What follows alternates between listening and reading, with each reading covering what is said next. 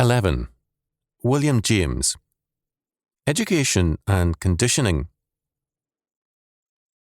William James, 1842 to 1910, was not only influential in education through his influence on such men as G. Stanley Hall and John Dewey, but also through his Talks to Teachers, 1899, for a time very popular in educational circles.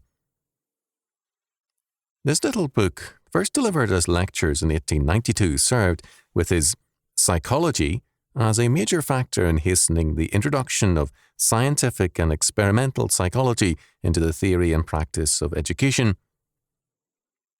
Although Talks to Teachers showed extensive traces of the older educational thinking, both James's enthusiasm and direction were in terms of the new education. In essence, James's educational thinking was simply a reflection and extension of his psychology.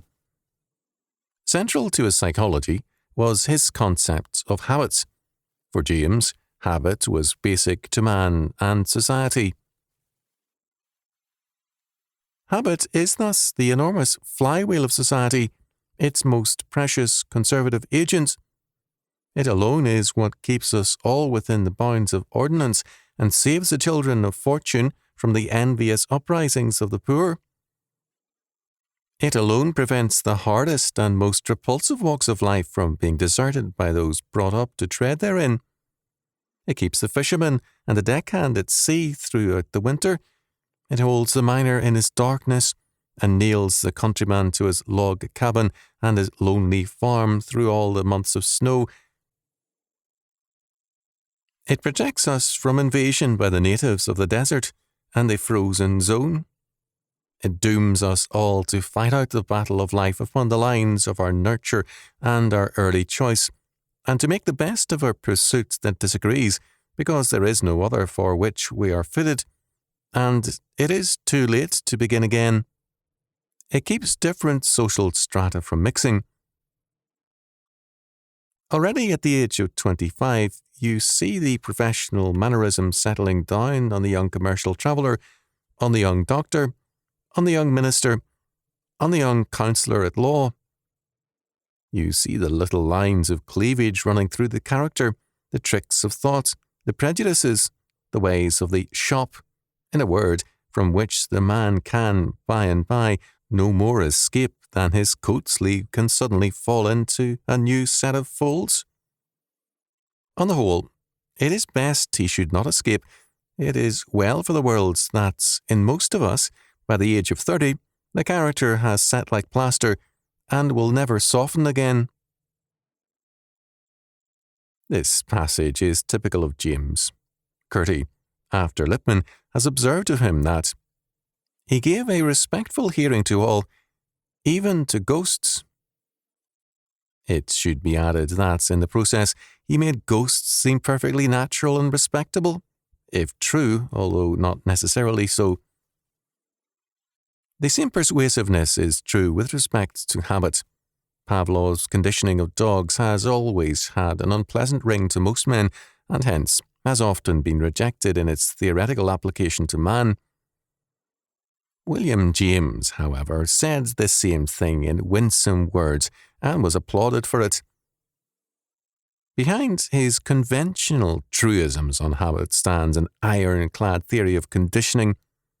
Habit, not family, education, Christianity, morality, or any other force, is society's most precious conservative agent.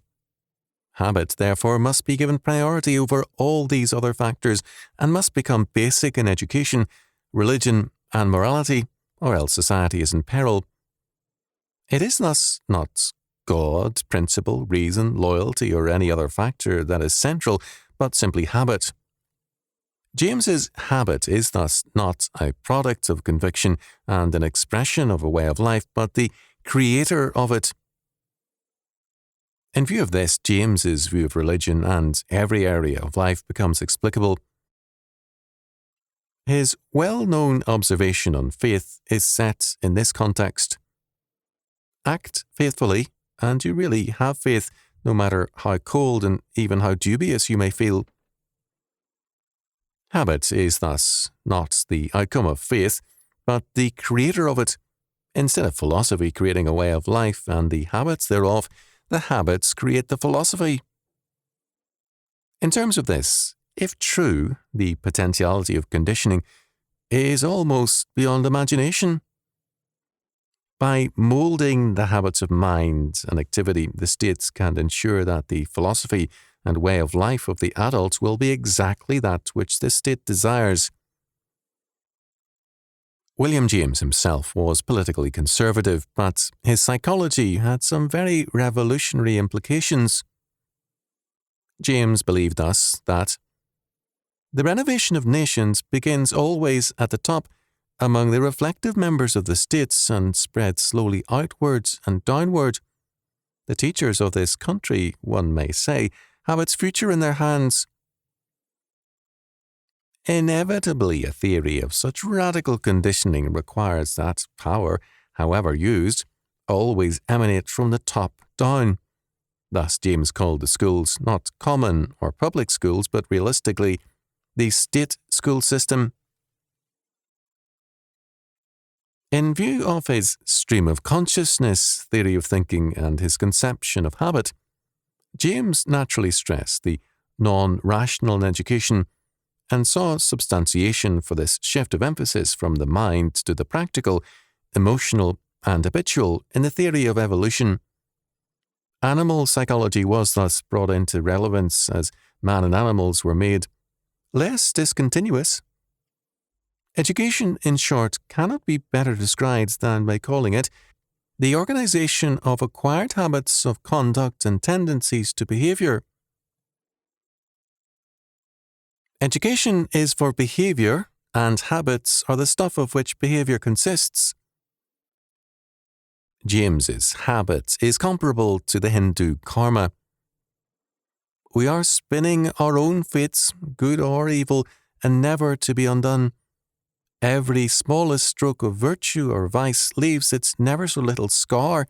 Nothing we ever do is, in strict scientific literalness, wiped out. Christianity's liberation of man from relentless fate, karma, and from necessity is wiped out by James, conversion and regeneration eliminated, and man again reduced to the working out of his past or karma. Although James at times expressed himself in terms of the older education ordained, the process of education as nothing but the process of acquiring ideas or conceptions, and wrote of habit as the means of freeing the higher powers of mind for their own proper work. In essence, his position was a reduction of education to habits or conditioning. As a result, educational psychology came into rapid prominence, and together with it, a devaluation of the mind and its role in education characterized the new education. The controlled mind became for many the goal of education. In the hands of Nazis, fascists, dictators, communists, and others, this was seen as reprehensible. In the hands of democracy, this controlled mind was a great social goal of unlimited beneficence. Many years after James, S.L. Pressey, professor of educational psychology at The Ohio State University, stated in a book of widespread influence and popularity his central theme in these words: modern psychological investigations tend to indicate that, to an extent hardly dreamed of even a decade ago, people are what the world has made them. In character, in personality, in usefulness, in happiness, they are the product of forces which can be controlled, and the chief agency for such control must be education. Further, the effectiveness of education can be increased manyfold. It is hoped that the treatment of this subject by Pressey may give a new sense for both the responsibilities and the potentialities of educational behavior. A new doctrine of man, radically at odds with Christian faith and also Western culture of recent centuries, undergirds all such educational theories. It was, thus, truly a new education into a new concept of life and faith. Unfortunately, the new destiny of man bore a strong resemblance to old tyrannies writ large.